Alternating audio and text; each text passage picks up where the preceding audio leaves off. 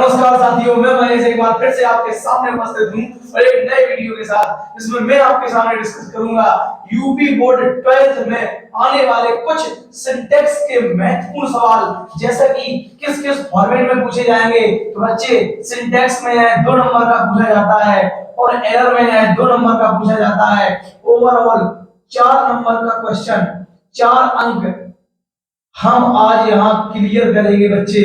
4 number 4 marks आज यहाँ पर क्लियर करके जाएंगे और यही आएगा बोर्ड परीक्षा में, इन्हीं नियमों पर आधारित पूछा जाएगा। तो पहला सवाल है, one should keep his word. तो बच्चे यहाँ पर हमें हिज नहीं, हमें यहाँ पर लिखना होगा वन का पॉसेसिव एडजेक्टिव। वंस क्या लिखना होगा बच्चे?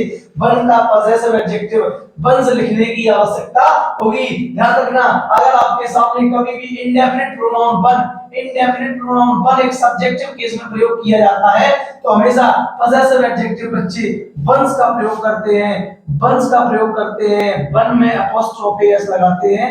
इस तरीके से आपका वाक्य कैसा हो जाएगा बच्चे? सही हो जाएगा। उसके बाद अगला सवाल लिखा है, he is fond to reading novels. तो बच्चे यहाँ पर याद रखेंगे हमेशा कि फॉन्ड के बाद ऑफ का प्रयोग किया जाता है, फॉन्ड के बाद ऑफ का प्रयोग किया जाता है और आगे जीरंड का प्रयोग किया जाता है बच्चे। तो जीरंड B1 प्लस ING आपके सामने लिखा ही है। तो ही is fond of reading novels, वह शौकीन है रीडिंग नोवेल्स माने उपन्यासों को पढ़ने का शौकीन है। कुछ महत्वपूर्ण प्रेपोजिशंस, जैसा कि फॉन्ट के साथ ऑफ का प्रयोग किया जाता है, सॉल्ट के साथ ऑफ का प्रयोग किया जाता है, डाइड के साथ बीमारी के लिए ऑफ का प्रयोग किया जाता है और बच्चे काइंड के बाद ऑफ का प्रयोग किया जाता है।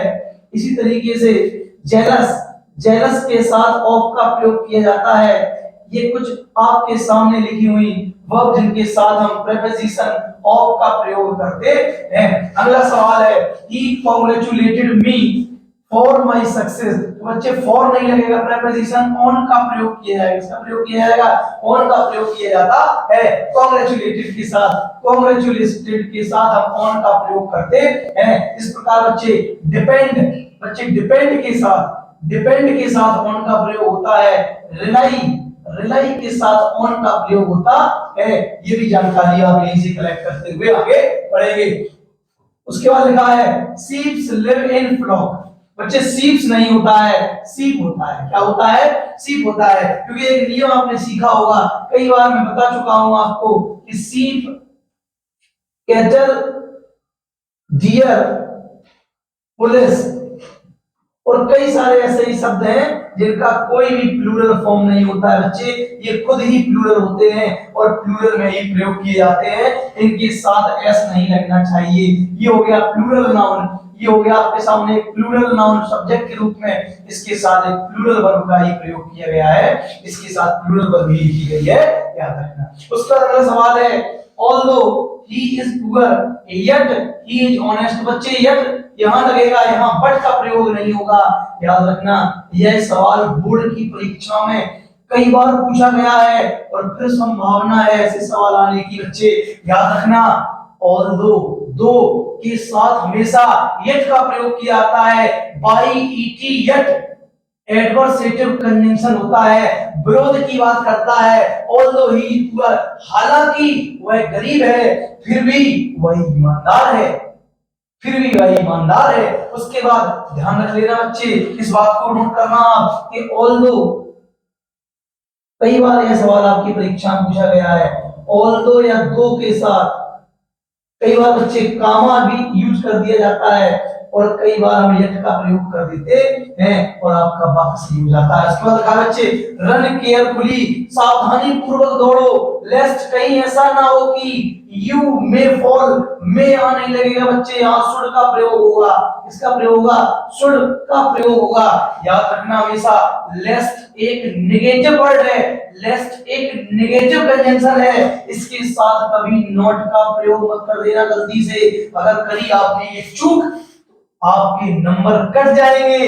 इसीलिए लेस्ट का मतलब होता है कहीं ऐसा ना हो कि एक कंजंक्शन है बच्चे, कंजंक्शन, और उसके बाद हमेशा मॉडल वर्ब शुड का प्रयोग किया जाता है, और शुड के बाद नॉट का प्रयोग नहीं होगा। और वर्ब की कौन सी फॉर्म लगेगी? मेन वर्ब की फर्स्ट फॉर्म लगती है। आई एम सॉल्ट, तो बच्चे हमने सीखा है सॉल्ट के साथ क्या लगेगा? सॉल्ट के साथ ऑफ लगेगा। इन क्यों लगा रहे हो आप? इन नहीं लगता, ऑफ का प्रयोग किया जाता है। उसके बाद एक सवाल लिखा है Ram beats him by a stick, नहीं होगा बच्चे, विद अ स्टिक। क्या होगा? विद अ स्टिक, क्योंकि आप जानते हैं कि विद का जो प्रयोग है बच्चे, जो विद का प्रयोग है वो किसी ना किसी हम टूल्स के लिए करते हैं, किसी ना किसी टूल्स या इंस्ट्रूमेंट, टूल्स या इंस्ट्रूमेंट के साथ किया जाता है बच्चे, किसी यंत्र के साथ, किसी औजार के साथ इसका प्रयोग किया जाता है। जैसे कि स्टिक को हम एक यंत्र की तरह ले रहे हैं तो इसके साथ विद का प्रयोग किया जाता है। उसके बाद लिखा है he has been ill since 5 days, तो बच्चे सिंस नहीं, यहाँ फोर का प्रयोग किया जाएगा, क्योंकि 5 डेज, तो बच्चे याद रखना 5 डेज अपने आप में एक पीरियड ऑफ टाइम है, और सिंस का प्रयोग पॉइंट ऑफ टाइम के लिए किया जाता है। पॉइंट ऑफ टाइम, सिंस का प्रयोग पीरियड ऑफ टाइम, फॉर का प्रयोग बच्चे किसी टाइम वर्ड के आगे अगर गिनती लिखी हो 1 2 3 4 5 6 डॉट डॉट डॉट, आप आंख बंद करके फोर का प्रयोग कर देना, क्योंकि बच्चे याद रखना वो अपने आप में हो जाता है पीरियड, पीरियड ऑफ टाइम। क्या हो जाता है बच्चे? Period of time. कभी भी गिनती लिखी मिल जाए आपको, आप क्या लगा देना? आप बच्चे फोर लगा देना, सिंस का प्रयोग लगाते हैं। लिखा है he has received a letter yesterday, बच्चे यस्टरडे आ गया। यस्टरडे का मतलब होता है पास्ट इंडेफिनिट टेंस, और पास्ट इंडेफिनिट टेंस का मतलब होता है वर्ब की सेकंड फॉर्म, वर्ब की B2 सेकंड फॉर्म बन जाएगा he received a letter yesterday. तो ये कुछ महत्वपूर्ण सवाल आपके सामने मैंने आज प्रस्तुत किए बच्चे, यही बोर्ड परीक्षा में पूछे जाएंगे, आप तैयार कर लीजिए। और अगर आपको ये वीडियो अच्छा लगा हो तो वीडियो को ज्यादा से ज्यादा शेयर करिए, चैनल को सब्सक्राइब करिए, वीडियो को लाइक करिए और पढ़ते रहिए। धन्यवाद।